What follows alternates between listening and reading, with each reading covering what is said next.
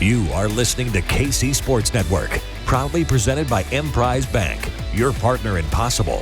Hello and welcome into another 3-Ma. I am John Kurtz, joined by the full crew today. We've got Cole Manbeck here. We've got Derek Young here.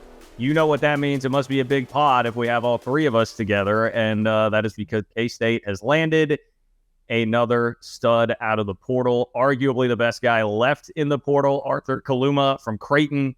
11 points, 6 boards a game, future NBA draft pick. Huge news for K-State, and we're going to break it down for you all today here on the pod. As always, we have to thank our great sponsors from Holladay Distillery. This is a great time to raise your glass of 360 vodka. Raise your glass of Ben Holladay bottled in bond bourbon to celebrate K-State putting together another great basketball roster this year. So support those who support us. They're great K-State folks. I'm sure there are some Holladay folks that are clanking some glasses today themselves with what K-State has done here in the portal. So we appreciate their support as always. Now, unfortunately, the bad news for the pod today is that, well, we will still probably talk about it at the request of many.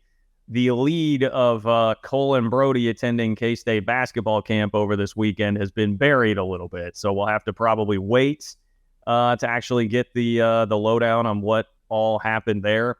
And before we do anything else, I need to read a prepared statement here in reference to some doubts that I may have expressed, albeit with the caveat that, hey, I do fully trust this coaching staff and they have earned it. But, you know, I may have let some doubts seep through on some podcasts here over the last couple of weeks. So because of that, I have prepared a statement.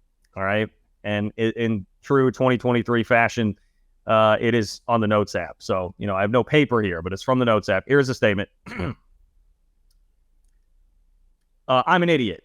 That's the statement, and that's how we will start the pod. Derek, I will let you take it away because you have held your crazy faith here this whole time, my friend. Oh, is this my chance to like dunk on everyone? No, yes. I won't necessarily do that. I'll just say this is why, like, this happens over and over with this staff, even when it doesn't seem like there's an avenue to success or that there is, you know, a particularly challenging moment that it doesn't seem realistic for them to, you know, accomplish or overachieve, and that they always do. So that was why I kind of hung in there and just felt like it, just like every other time that since they've been hired in Manhattan, I thought the Kansas State coaching staff would still find a way to come through, figure it out. And that's exactly what they did. They still have 2 more spots to play with, and it gives you a little bit more maybe freedom here to sign someone or be even pickier than they have been thus far. But, man, adding Arthur Kaluma, he's a transfer from Creighton, and Tyler Perry, the Conference USA Player of the Year from North Texas. That's a pretty good duo in terms of the transfer portal. I know Cole's tweeted out, I think according to CBS and maybe ESPN, that Kansas State's the only team that has landed 2 top 20 transfers. I think in CBS it's Kansas State and West Virginia.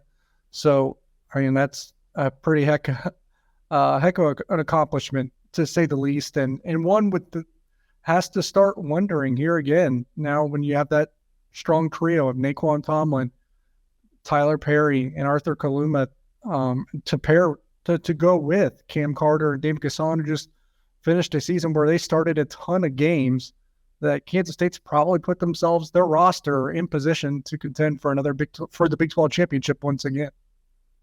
I think there's to me, yes, this is the difference. Like I was telling you guys before, I never really doubted, you know, I heard people saying like, oh, bubble team. I was like, I mean, I never really doubted that. I felt like they were going to be a tournament team solidly. But yeah, this is the kind of addition that takes your ceiling back up to being able to compete for a league championship. I feel pretty strongly about that right now. So I'm glad to hear you say that, DY, that I'm not being too much of a homer with that. I'm sure Cole, you want to just dunk this one home and have all three of us on the same page here. Yeah, I mean, I could issue a statement, too, that I'm an idiot as well, John, for letting a little bit of doubt creep in. So I'll join you. You should have just made that a joint statement with me. You had my permission to include me for letting some doubt seep in with what was going on in the portal, which can just be frustrating if you track it extremely closely and you live and die with each recruit that you chase. But K-State, like DY has said before, is swimming with the big fish. And you know, the losses hurt more when you're doing that, and you're going to lose more of those battles because you're going for the top guys in the portal. the top recruits, but you're also going to have great days and great moments like today when Kansas State lands a dude that really is one of my favorite guys that was in the transfer portal this entire time. And when his name seeped out that maybe visiting K-State and DY had that info, I got excited, but the rumors too of Alabama and Kentucky trying to get in on him, I was a little bit hesitant because you know how these things go and they can often turn into bidding wars. But for K-State to lock this commitment down, really, I believe was the first visit, right, DY? He didn't visit anywhere else. And we thought Texas Tech was going to be a major battle and player in this recruitment, and it didn't turn out to be the case. K-State was able to lock this thing down early, not let any other visits occur. And this is a guy that was in the NBA Combine participating, got an NBA Combine invite just a few weeks ago and was participating in that, worked out for 7 different NBA teams. And look, if you get an NBA Combine invite, you're a legit NBA player in the eyes of the experts. And so he chose to return to school to improve his draft stock. But most people believe he'll be probably a late first-round pick to a second-round pick if he takes more steps and evolves his game, which Kansas State is obviously trying to sell him on. And, if you saw like his recruiting picture on his IG page in his hotel room, the K-State had laid out a bunch of graphics, candy, like a lot of programs do. But the graphics, if you zoomed in on one of them, it was a picture of Arthur Kaluma next to Keontae Johnson on a graphic. And I'm sure that was part of the sell to be the next Keontae Johnson in this system, be a star wing, take that next step in growth in your career. And Arthur Kaluma certainly is a pro. And now K-State has 2 pros in Naquan Tomlin and Arthur Kaluma at 6'7" and 6'10" at the wing 3 through 4. They're both versatile. They can both play the 3 through 4. That's just that's insane to think about. Yeah, what can you tell us, DY, about let's set the baseline here before we get too far into some of the other narratives here. I sure as hell want to get after Kentucky a little bit, but what's the baseline that K-State's getting here in terms of the skill set with Arthur Kaluma? You get a guy who can play very, very well on both ends of the floor, very versatile on both ends of the floor. He can probably play multiple offensive positions, can guard multiple defensive positions. Someone that hasn't hit their ceiling yet, probably mostly because of usage. I mean, they really shared the ball quite a bit and spread out the production at Creighton, but his numbers could probably inflate quite a bit more. Or maybe, I don't know if he'll reach the Keontae Johnson, level of offensive production, but he can probably get into the ballpark. But we'll see what happens with K-State on that front, right? Because they're going to probably be spreading out the offensive production a little bit more this year than they did, this past season, where it was kind of the Marquise Noel and Keontae Johnson show. I think you're going to see Cam Carter probably become more of a pivotal offensive player. Tyler Perry is one of the best shot makers in all of college basketball. Naquan Tomlin is one of the highest ceilings in all of college basketball. Now you're pairing it with Arthur Kaluma, who is, versatile, can just do a lot of different things for the Kansas State on the offensive and defensive end. So, I kind of equated it to this, and I know the question was kind of centered on Arthur more than anything. But when it comes down to it, like, is Kansas State going to be as good as they were at the top 2 of the roster as they were last year with Marquise Noel and Keontae Johnson? Probably not. Maybe they get close, but probably not. That was one of the better duos that we've seen at Kansas State ever, and probably the best duo in college basketball last year. That's a tough bar to reach. But more than anything, and quite easily, I might add, they are going to be significantly better, like 3 through 10, 3 through 11, 3 through 12, 13. It's the rest of the roster. They have more guys ready to contribute at a high level than they did last year.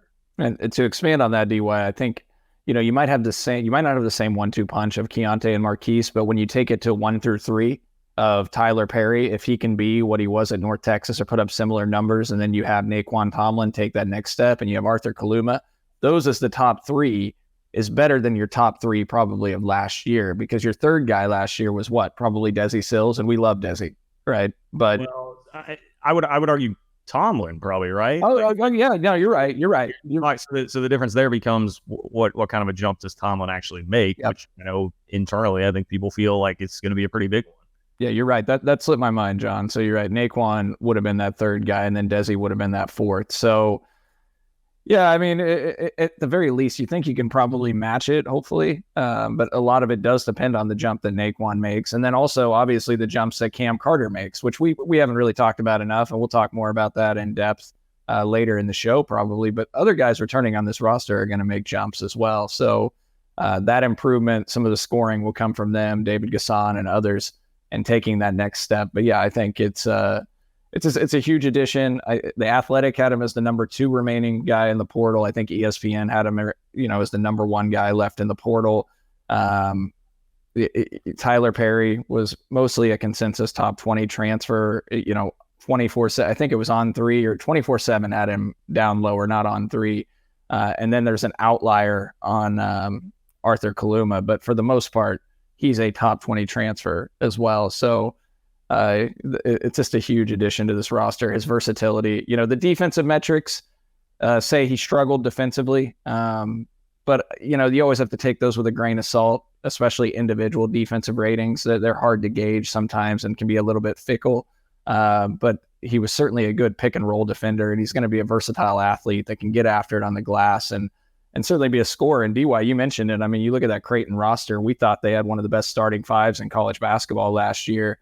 Baylor Shireman and Trey Alexander and Nimhard and Kalbrenner at the center position. So, his usage and everything, it might not have been the same as it might be at K-State. So, and played in a big-time conference. The Big East might have been the second best conference last year when you look at that behind the Big 12.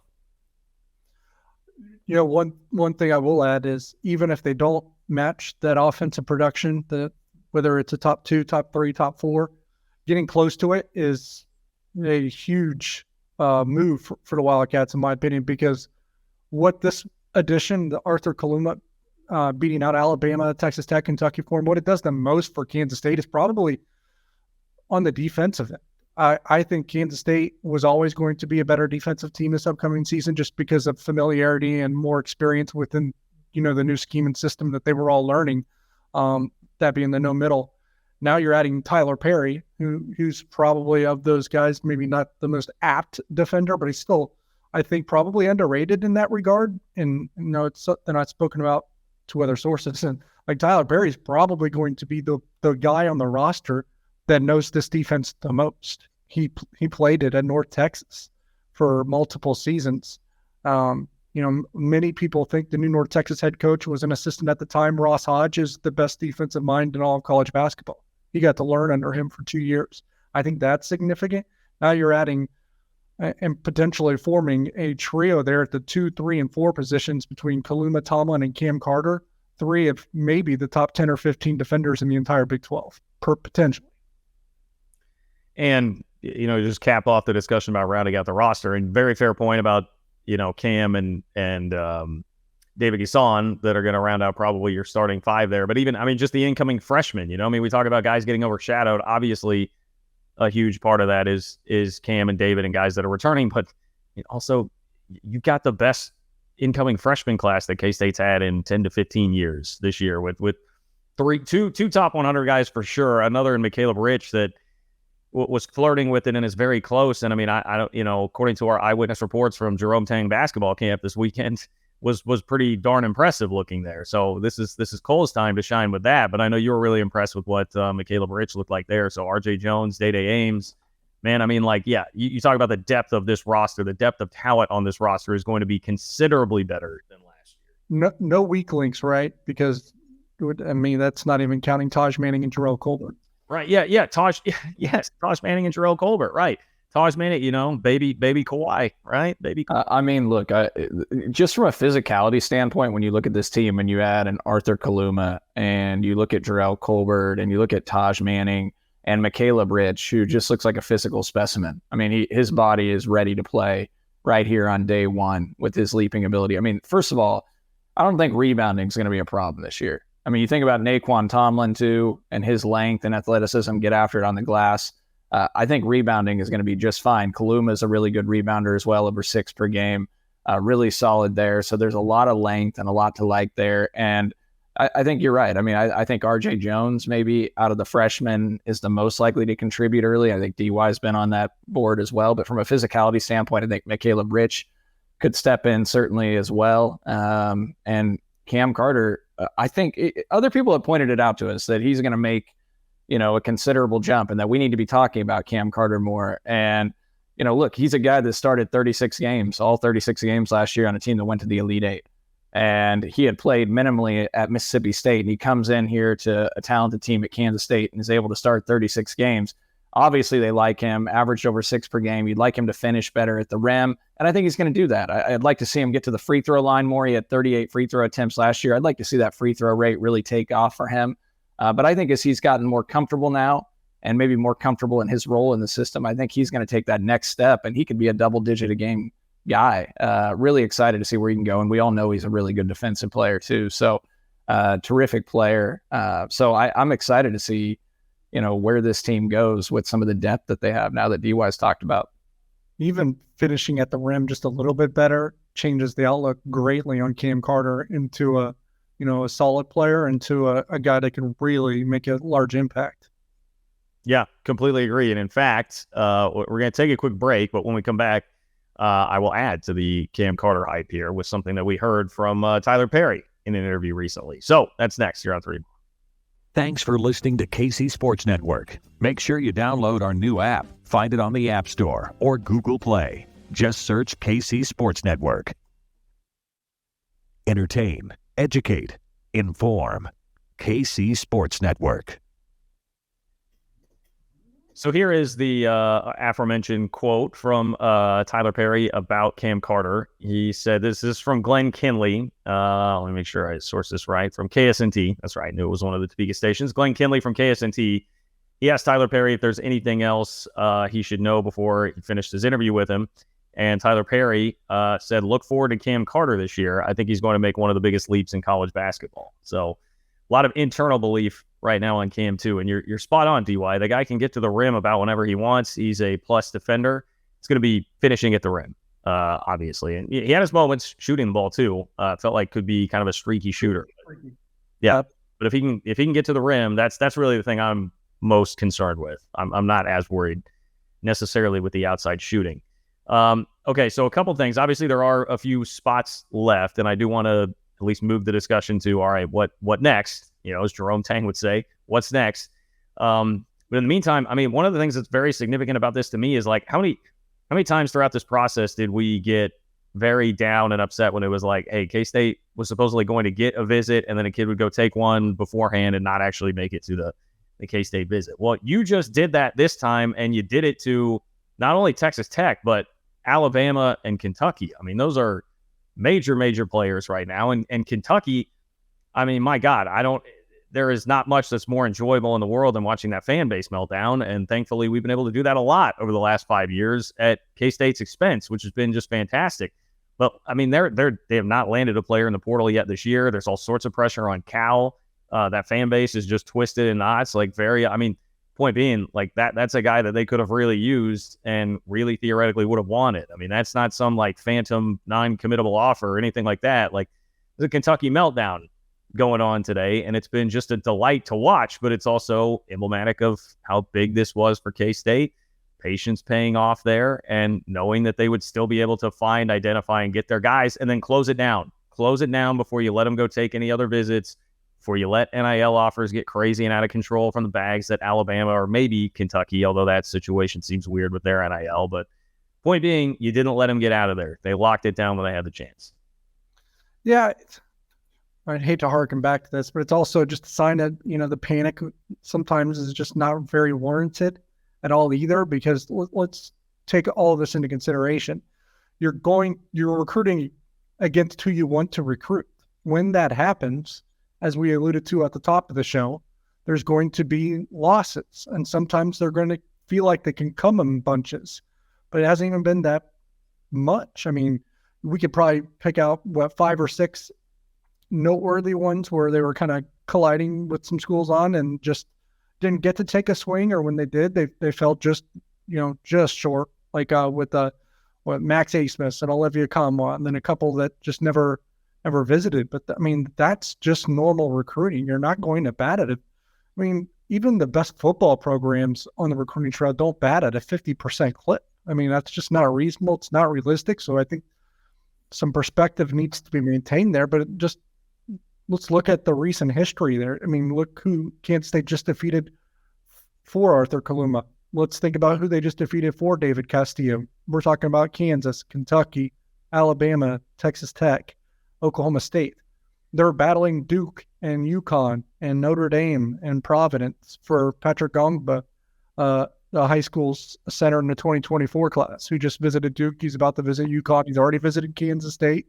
I think he'll probably visit Kansas State again. They're squarely in contention for that. They're, playing in big waters, some deep waters. And when that happens, you're going to get some heartbreaks, but you're going to get some massive wins. Cole mentioned that already. And I think that just goes to show, how much the recruiting profile has changed. And yes, the losses will sting, but I mean, this is where you want to be if you're Kansas State. DY, remind me, did Tyler Perry visit Alabama? Yes. Okay. And he visited Arkansas too, right? Alabama, Arkansas, Florida, and Ole Miss, I want to say. Yeah, he visited Ole Miss, and Tech he included in his final list of schools as well. So you think about that. I mean, think about Alabama and Kentucky wanted Kaluma, couldn't get a visit. K-State gets him. They get Tyler Perry. Alabama, Arkansas, who have some of the biggest bags we know on an NIL front, collective front, get these guys, aren't able to get him either, Tyler Perry. So guard a little bit, but yeah. But the point being, like, they're beating out, for the two guys they've gotten, they beat out some of the biggest powerhouses that we're seeing in the sport nowadays. I mean, Alabama, Arkansas are top programs in college basketball in this landscape, in this era.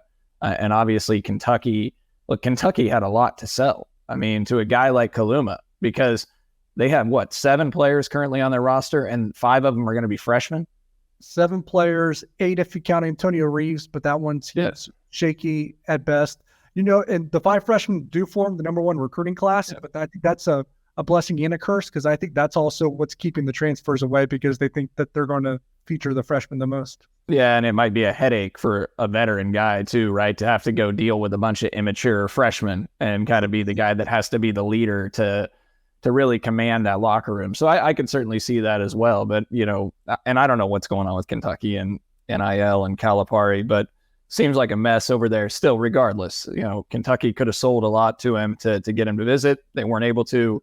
Kansas State gets him. And I think just on the Kaluma front, guys, he shot 31% from 3 this year on over 100 attempts. And that was up 5%. You're right, from 26% as a freshman. And if he can make another climb of 3 or 4% and get to close to 35, that would be big. And I think a lot of what this season will depend on is if Naquan Tomlin and Arthur Kaluma can make jumps in their 3-point shooting. Because we talked about Naquan being around 28% last year. We know he's a far better shooter than that, because he shoots the ball 74% from the foul line. Well, Kaluma shot 74% on a 40% free throw rate this last year on 140 foul attempts in the season. So he can shoot the ball from the free throw line as well. And I think Kaluma can certainly, he's had games where he lights it up from 3, puts up big numbers. If he can make that step, Tomlin can make a step, and they can be 34 to 35% 3-point shooters. It's going to be incredibly difficult to guard this team with their length and versatility. And then Tyler Perry, a career 43% shooter out at the guard position. So I think that's going to be important if this team's going to really achieve at the highest level. And I certainly think they're going to. What I will say is Tomlin and Kaluma are going to should have a ton of space on the offensive end, because whoever's guarding Tyler Perry can come off very far. Yep. He's shooting 43% from the 3-point line. Yep. Well, I think it's a great point you bring up, Cole. I was thinking that earlier. I was like, okay, the one thing, and back to your point originally about, hey, I mean, they need to still add probably a combo guard or a point guard here. But the one thing I was thinking about is shooting. It's like, okay, I mean, like Cam, I think has potential, but again, has been streaky. We know Tyler Perry is great, but outside of him, it's like Cam's streaky. Naquan, they say in practice he shoots much better. Clearly, they feel like he has the potential to, but we need to actually see that happen. Kaluma has been improving, but is not somebody that you would think of right now as like an elite or plus 3-point shooter necessarily. So they're going to have to find it somewhere. And whether that is somebody that we're still yet to find out who's going to come take one of these last 2 spots, or those guys making big jumps, or, all of the above. In today's day and age in college basketball, you probably do need better 3-point shooting than what what they have on paper as of right now from what guys have done in the past, right? You would say if they're going to compete for a Big 12 championship, you need better 3-point shooting than what they have on paper right now? Yeah, I think so. I think it's fair. I think that's why the Tyler Perry edition was huge, because with his 3-point and shot making in general being so elite, it kind of makes up for maybe the gap that exists elsewhere. But I think it's only natural for Naquan Tomlin to become a better 3-point shooter.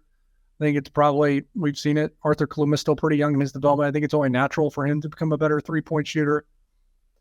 And to tell you, the one area where if they're in search of or in need of some shot making that it isn't happening for whatever reason, now this is a hypothetical I'm talking about, like if they find a point in the season where shot making is just not hitting the clip that they need it to, the true freshman RJ Jones could be the answer. He's a shot. You're right. I just thought, I was like, I should have brought up RJ, because RJ, that he's billed as a tremendous shooter, and he may be ready to go and contribute enough and do some of that. So yes, my apologies there to RJ Jones. Did not mean to omit him as far as that goes. Yeah, and obviously he wasn't like a top 10, top 15 high school prospect or anything. And I'm not trying to degrade him here. I'm not. But so there's areas of his game where he's going to have to carve out and develop and improve and all that, just like anyone will have to. But in terms of shot making, that's the one thing that he has that can probably translate right away. Yeah, no, I completely agree. I echo all of that. I mean, I think RJ is a guy that can step in and help him in the shooting front. I think it's fair to expect that Tyler Perry might take a slight step back just playing in the Big 12 to maybe down to around 40%, but there's no denying we've seen enough of the sample size from him and against good competition that he's going to be a tremendous shooter for this team. RJ, and then you hope Cam Carter, improves 2 or 3 percentage points, gets to around 35, 36% from three. He was 33 last year. And then Tomlin, obviously, taking that jump, Kaluma taking that jump. You probably then have enough shooters and you'd be just fine. Although I wouldn't hate certainly a combo guard that has the ability to shoot it a little bit and also create. I don't want to be too greedy here, but if that's out there, if there's a grad transfer, out there that can do that, that'd be great. I think the one thing, John and DY, that the Kaluma pickup helps with is I had said, like, if they can get one more dude, I'll feel a lot better about where they're at. And Kaluma is certainly that dude. I feel like now they can maybe be a little bit more patient and picky and look at the grad transfer market and see if anybody here enters from maybe a combo guard perspective. I know Paul Mulcahy from Rutgers just entered, a big point guard from there. It sounds like he's looking at a lot of Big Ten schools, but he could certainly be a fit for Kansas State if K-State was interested and could get him interested. But we'll see. They might just be more patient now and kind of pick through, because they don't have to fill all 13 scholarships. I think they got enough pieces. If they could just get one more guy and that be that combo guard piece, you could leave that 13th scholarship open if you choose. Now, a school like Michigan, I'm trying to think of other schools that are in search of maybe another guard. Illinois, Baylor. I don't know if they got Ray J. Dennis, probably not. But that's probably who you're probably colliding with on whatever guards pop up. And they certainly have good products to sell, I am sure. And if you're a guard, though, now you're looking at Kansas State and you're like, hey, now we got Arthur Kaluma, Tyler Perry, and Naquan Tomlin, Cam Carter, David Gasson. This could be a really good, there's not as many hypotheticals out there. Now you're starting to have, situations and scenarios that you can really, pitch to a guard that's walking into a situation. It's not like this might happen or that might happen. Now you really got something, especially with Arthur Kaluma and Naquan Tomlin, guys that are, getting a lot of, talk about them as NBA prospects. That becomes an appealing, opportunity for a guard. So is it easier to recruit that way? It might, something that was also announced a few weeks ago, or maybe it wasn't that long ago. Just look at the Kansas State schedule now. I think they're going to have a more challenging non-conference schedule than we're accustomed to seeing. We know that they're going to play Villanova. We know that they're going to play LSU. We know that they're going to play two of either Miami, Georgia, and Providence in the Cayman Islands. There's the games with Nebraska, the game with Wichita State. We think they might, schedule another high major opponent potentially as well. And that doesn't even count that they're playing USC in Las Vegas. So you're going to be on a stage that everyone's probably going to be hyping up because it's going to be the first game for Bronny James. I mean, in terms of exposure and trying to market yourself, or see your stock go up, you're going to be playing in the best conference in America and potentially against Bronny James, game one. I mean, that's a pretty good, jumping off point if you're a recruit looking for something like that. You're right. The eyeballs are going to be on him, man. The eyeballs will absolutely be on him this year. And some of it too comes back to like the discussion that we had about football here, where it's like they got more attention this offseason when we feel like last year, may have actually been the better team or the one to jump on. Now, it's obvious the reason that K-State's getting more attention this offseason in basketball, and warranted probably. But, sometimes that lags, right? So you had the success, and now the attention lags a little bit. You were this sensation in the tournament. Now everybody is going to be really focused on you and focused on you right away, playing Bronny James and then some high-profile non-con games and then going into the best conference in college basketball this season. I would think there's going to be a ton of attention on K-State this year, assuming that this roster does what we think that it is now built to do. Okay, we'll take a quick break, wrap up a couple things. I gotta get the scoop on what happened at K-State basketball camp from Cole. So that's coming up next. Thanks for listening to KC Sports Network. Make sure you download our new app. Find it on the App Store or Google Play. Just search KC Sports Network. Entertain, educate, inform. KC Sports Network. Really quick, I should have tagged this on earlier. Cole brought up briefly one of the options potentially in the portal, DY. Any other thoughts on what K-State might do in terms of whether that's specific options or just in general? How likely is it that they would hold on to one of the scholarships going into the season and just not have it filled, et cetera? Whatever you have to add there. I don't know that I would completely eliminate the idea of them keeping a roster spot open. I don't know if that makes sense in today's world where guys just jump into the portal on a whim and it's pretty easy to find a roster spot if you need to. Not saying that they do that, but obviously it's pretty easy to do. Although you still see teams do leave a spot open, and it actually benefited West Virginia this past year when the Perez kid from Manhattan came available, I think, right at the beginning of the season. So I won't eliminate the possibility, but they could have done it last year and they still added Anthony Thomas. So I don't know what they will do on that front. What I will say is I think all along they wanted to add like a wing, which is probably Arthur Kaluma, right? They wanted to add a guard, which is Tyler Perry. I think they wanted a couple guards, so maybe we see another guard, obviously out of the two remaining spots. But besides that, maybe it is leaving a spot open. But I think otherwise you're looking at best player available kind of thing. I know there was talk about adding a big. I don't know that that's absolutely going to happen. If a really good one comes available, I'm sure they won't say no to it. But I think in general, it's probably best player available. I feel like they're in a really good spot at the 3 through 5 at this point from a depth perspective. I mean, you look at the bigs, you got Gasson, and I think Colbert is going to take a step this year, and maybe things have come on for him after the redshirt season. The talent is certainly there. We know that they think he's a very talented big. So you look at Colbert, you got Gasson, you got Taj Manning, Michaela Bridge coming in as a true freshman. You got Kaluma and Tomlin. I mean, you got a lot of dudes with some length to them. So I think they're in a good spot 3 through 5. I think the benefit of keeping a scholarship spot open, a lot of coaches nowadays are doing that because of the NIL deals that are out there. Guys get into systems and they transfer mid-year because it's not what they thought they were promised, right? And Brad Underwood, my friend, actually said in an ESPN article last year that they intentionally left the spot open, and that's something that they wanted to do moving forward because there's value in the mid-year transfer pickups of guys leaving early on in a season. And as a result of that, they were able to get a big from Baylor that transferred, and he was their starting center last year and was productive for Illinois. So that would be maybe one reason, kind of a luxury. You leave a spot open for that, especially if you feel like you can get that combo guard piece. There's honestly probably, if you get a good combo guard or point guard, there's not going to really be many more minutes available for another impact guy. So you might leave that spot open for a mid-year guy or something along those lines, or just for next year's class. So that would be my thoughts on it.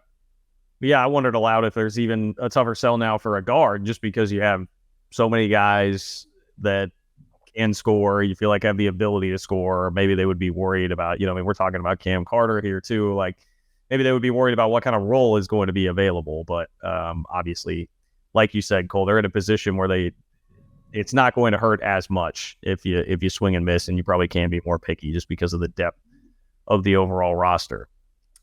Okay.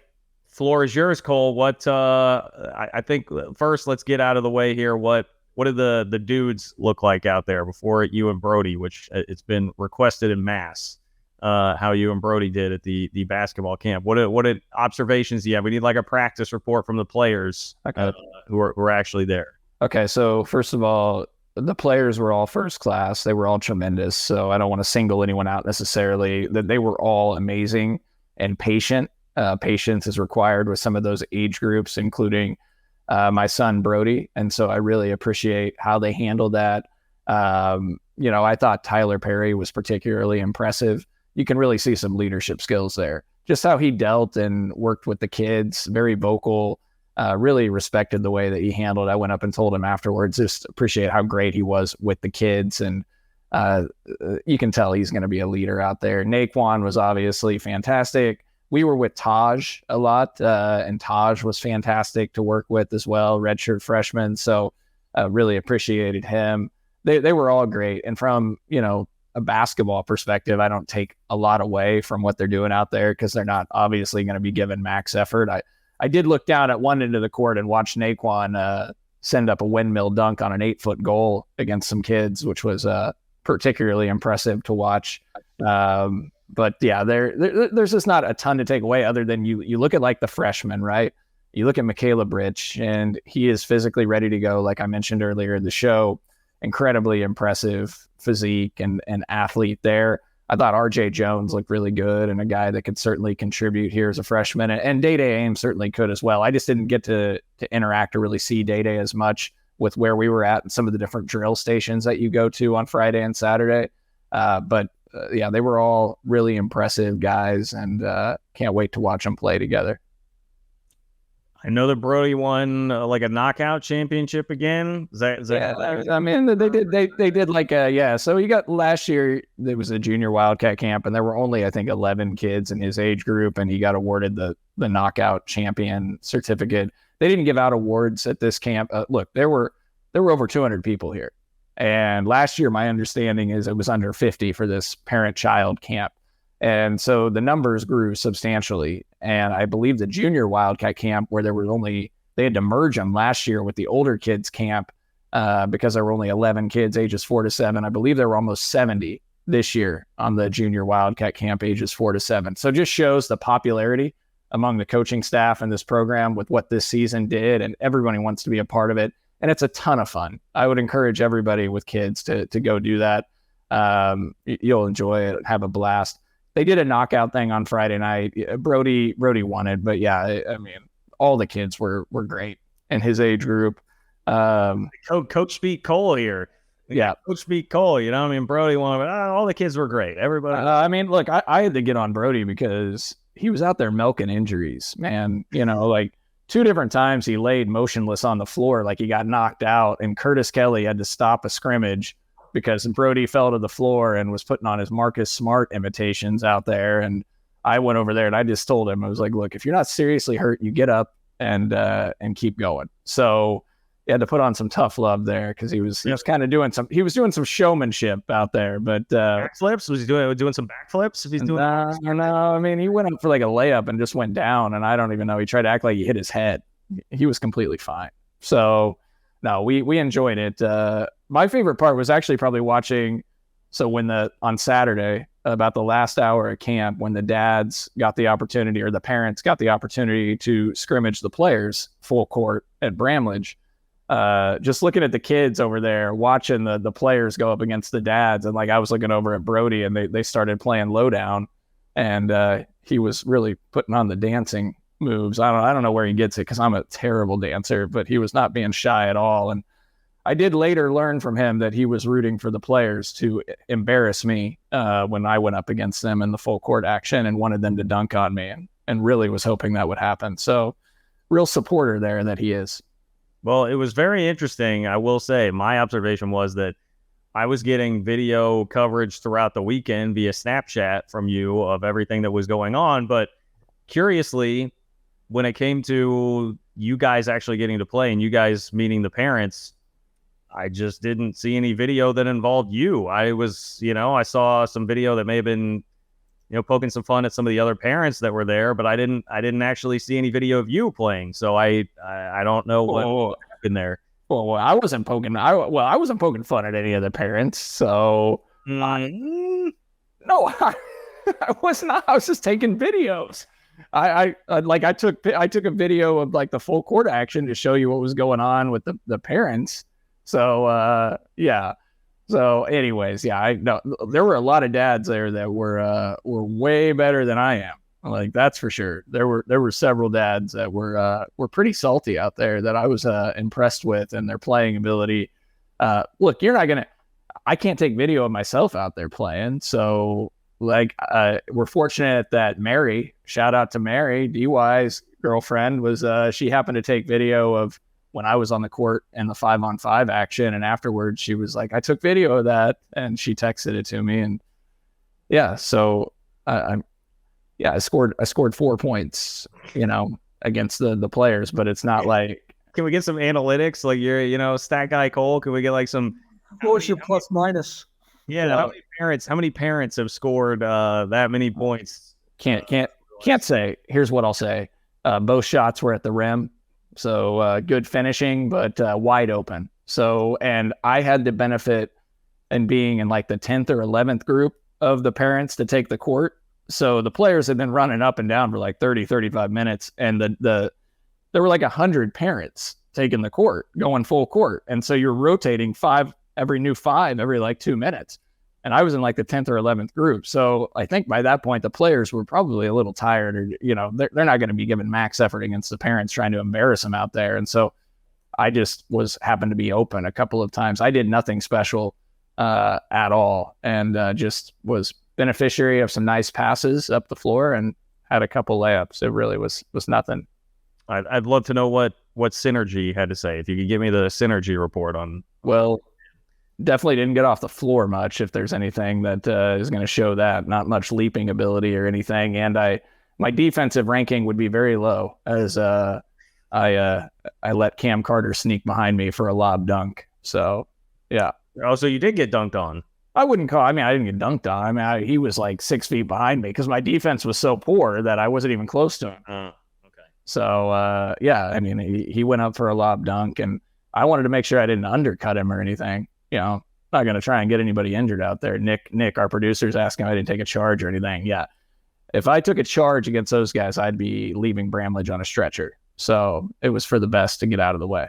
True. Also, probably wouldn't be great business for the pod if you decided to injure Cam Carter at basketball camp. No, it'd be very, very poor to have anything like that happen. So that's the last thing we needed out there. But it was a great time. The dads were all great. The groups of dads that we had in our group, they were awesome to hang out with and talk with, and just enjoyed watching the kids. Whatever happened, did they wind up doing, like, remember Winchester and those guys were trying to say, like, hey, if this gets a certain amount of retweets, we'll do like the fantasy camp or whatever, where it could have been like all of us actually out there. Did that actually happen? I didn't even really follow up on that. I don't think that happened.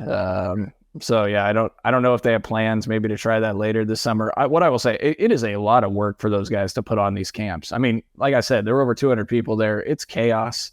And they have to really keep it organized. And we were going from the practice facility to Bramlage, back and forth, doing different drill stations. It's a lot. And yeah, look, next year, DY John, one of you guys can substitute for me, be Brody's dad, and I'll sit in the stands and I'll take video of you guys putting on the drill work and doing everything. I'd love to watch, just sit back and watch. Okay, yeah, that's all I need. I just need a chance to give you guys buckets, man. I'm a shooter. And I'll let you guys stay at Haymaker Hall with Brody, because he seems to eat that up in the dorms, and I'll stay at a friend's place or something in Manhattan. Yeah, I might have to find my hotel connections there, as opposed to staying little cots that were the beds that I saw the chat on. Okay, DY, you have any closing thoughts? Any final thoughts here? Prepared statements? Anything? I'm smarter than you. Wow. I can't refute that. I cannot refute that. I wasn't I texting you guys this weekend they were going to lock Kaluma up. I feel like I said, I did. You said, hey, are we going to do a pod on like blah, blah, blah, blah, blah. And like, I don't know, maybe we can talk Kaluma. And I said, we will do a pod talking about Kaluma committing. And what the hell happened? He committed 3 hours after you sent that text. But I said Friday night, I think they're going to lock it up. Like DY and I were saying Friday night. So DY was shutting down. Like there were reports out there that Kaluma was going to be visiting Alabama and Kentucky. And DY was like, he hasn't scheduled visits with Alabama and Kentucky, and we feel good that K-State has a great shot of locking it up this weekend. And they did. They did. Moral of the story, do not doubt Summer Jerome. Do not doubt Summer Jerome. He brought you Keontae Johnson last year. He brings you Arthur Kaluma this year. He's not even done. Hashtag Summer Jerome. Let's go, boys. Jerome. Raise your glass of 360 vodka or Ben Holladay bottled in bond bourbon. Of course, brought to you by Holladay Distillery, great sponsor here of the pod. K-State folks who support us, so please go support them. We appreciate the work of Nick Springer behind the scenes on the ones and twos of this thing. For Derek Young, for Cole Manbeck, I'm John Kurtz. Thanks for listening to another 3. Thanks for watching this production of KC Sports Network, the fastest growing sports media network in Kansas City. Check out these videos that feature our team of more than 15 former players, insiders, and analysts bringing you the best Chiefs coverage you can find. Entertain, educate, inform. KC Sports Network.